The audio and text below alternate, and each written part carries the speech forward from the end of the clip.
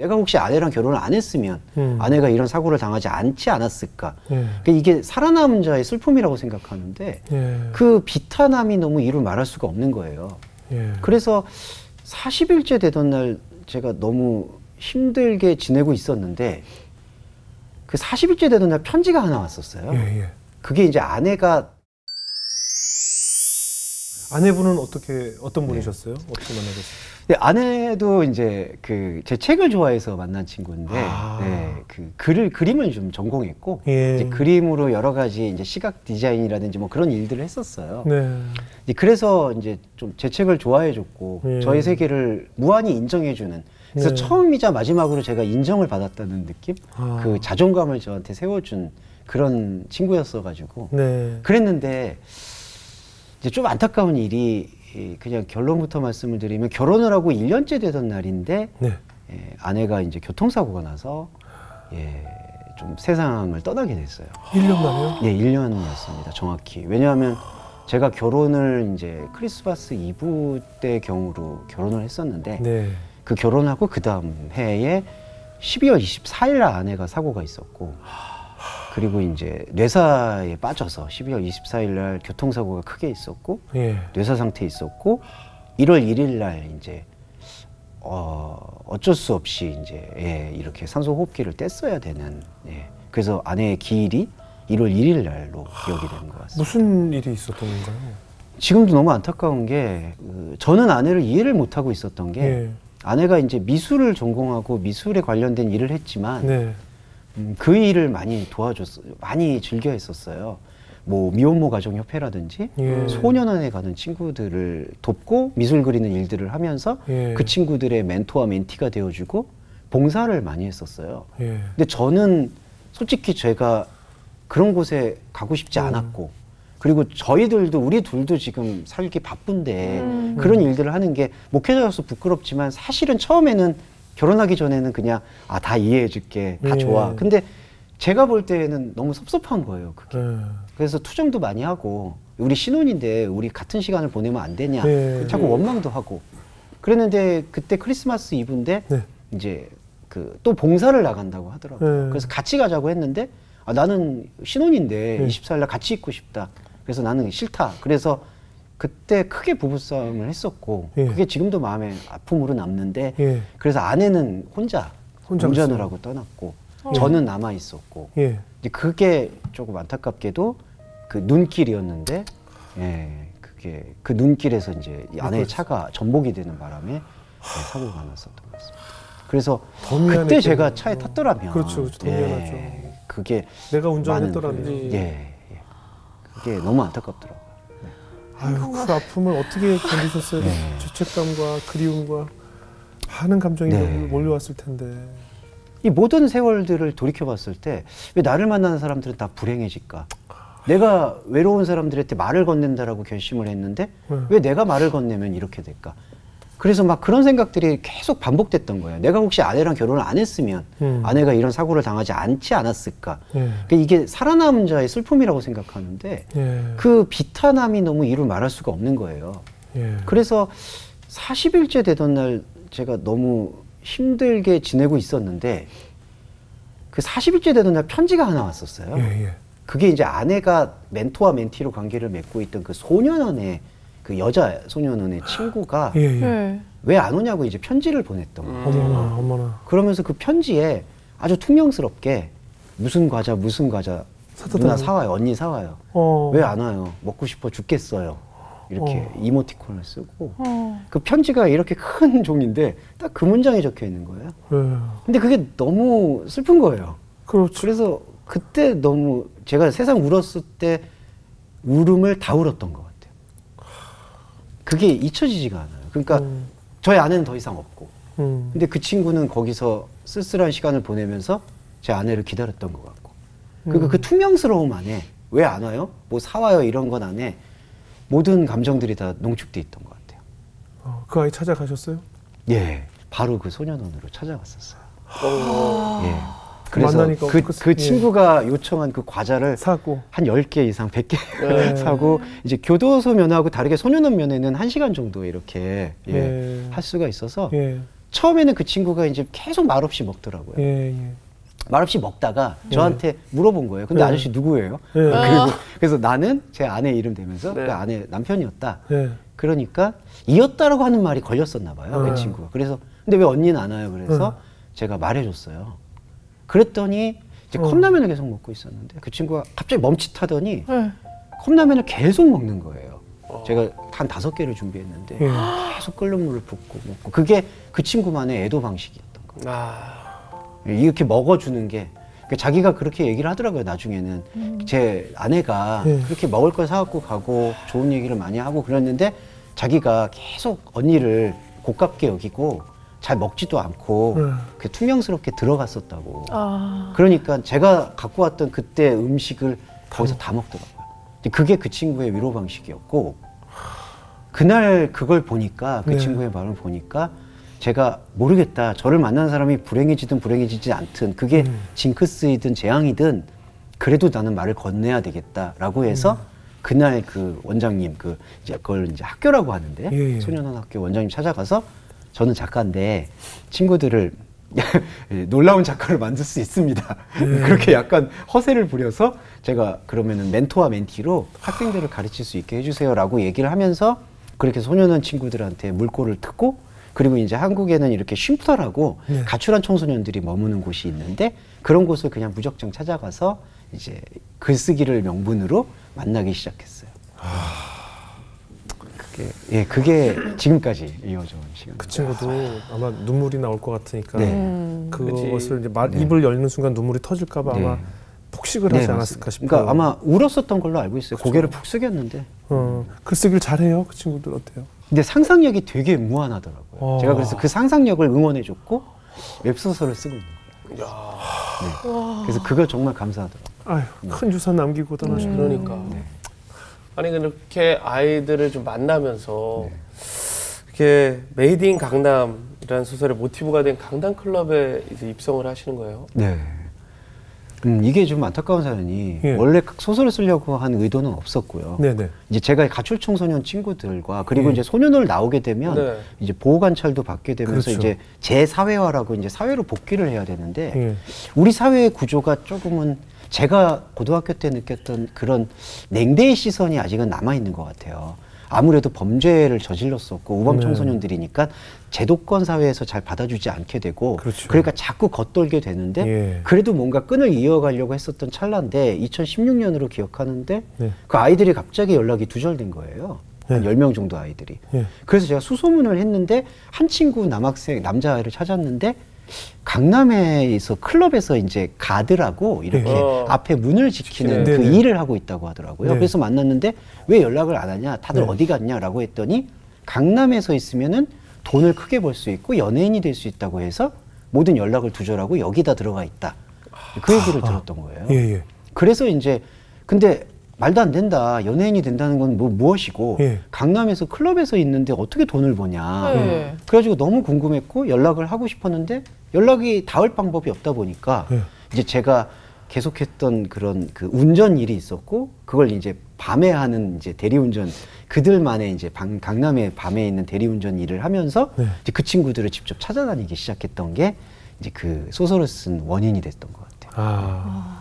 근데 안타까웠던 게 클럽이 건전한 놀이문화였어야 되는데 이 아이들이 나중에 제가 이제 운전을 하면서 만나게 되니까 어떤 일들로 돈을 벌게 되는지 봤더니 이제 미성년자인데 주민등록증을 위조해서 성인인 것처럼 해서 클럽에 이제 투입이 돼서 미성년 성매매를 이제 전문적으로 하는 이제 그런 일들을 하고 있더라고요. 근데 이게 너무 안타까운 착취가 느껴졌던 게 이 친구들을 연예인이 될 수 있다라고 이렇게 꼬드겼던 그 위에 있는 그 어른들이 빚을 지게 해서 성형수술을 시키고 그리고 강제로 주민등록증을 위조하게 하고 이 아이들이 모르는 사이에 마약을 복용하게 해서 덫에 빠지게 하고 점점 더 미성년 성매매를 이제 주선했던 것 같아요. 와, 전혀 몰랐어요. 그러다 보니까 이제 저같이 이제 멘토와 멘티를 얻었던 사람들과 다 연락을 두절시켰던 거고 그래서 만나고 나니까 아 이런 끔찍한 현실이 있구나. 그게 바로 우리가 살고 있는 멀지도 않은 곳에 있구나. 이제 이런 걸 느꼈고 큰 충격을 받았었습니다. 그럼 남자 학생 같은 경우는 뭐 운전도 해주고, 네, 그리고 관리도 하고 뭐 그런. 그리고 이제 남자 접대부 일도 같이 하게 되고. 남자 접대부. 네. 근데 이게 다 10대 아이들이 겪게 되는 상황이었고. 야, 이게 말이 돼. 그리고 돈도 이 아이들의 수중에 들어오지도 않고. 어머. 그 중간에 그 친구가 이제 성형수술 시켜준 비용으로 이자를 뗀다라는 명분으로. 그러니까 우리가 예전에 이제 사창가나 집창촌에서 있었던 그 악순환이 아직도. 이 10대 아이들에게 그대로 되물림되고 있다는 게 21세기를 살고 있는 우리 현실인가. 그때 제가 좀 목회자로서 많이 무력감도 느꼈고요. 장성은 바뀐 거지. 그렇죠. 더한 거지. 네. 근데 그 아이들은 지금 뭐 다 엄마 아빠가 없는. 이게 너무 고통스러운 게요. 예. 그 친구들이 집에서부터 나올 수밖에 없는 이유가 분명인 게, 예.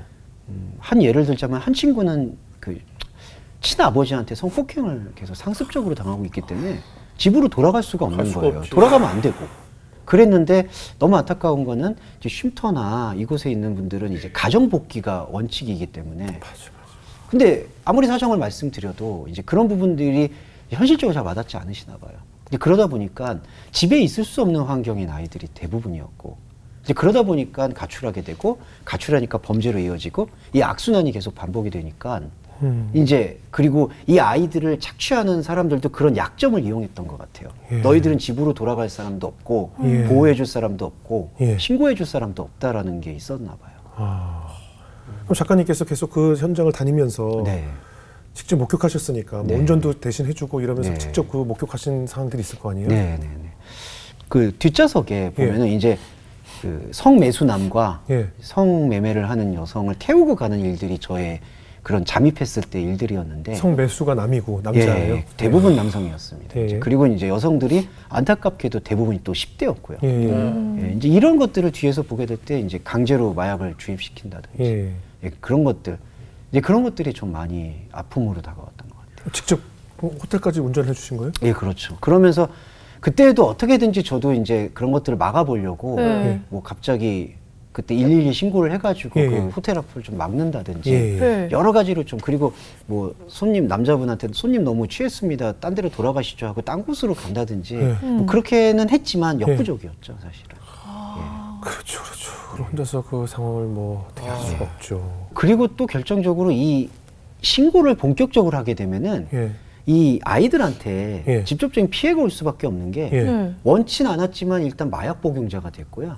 그리고 주민등록등 나이를 속였기 때문에 이게 사문서, 공문서 위조 혐의가 되고 이제 이런 것들이 있기 때문에 신고가 들어가게 되면 이 친구들도 같이 처벌을 받을 수밖에 없기 때문에 그게 안타까운 점. 아이들이 뭐 마약 같은 것을 복용하는 걸 직접 목격하기도 하셨어요? 네, 그렇죠. 이제 그게 너무 안타까웠고 제가 근데 돌이킬 수 있는 문제가 아니었었던 것 같아요.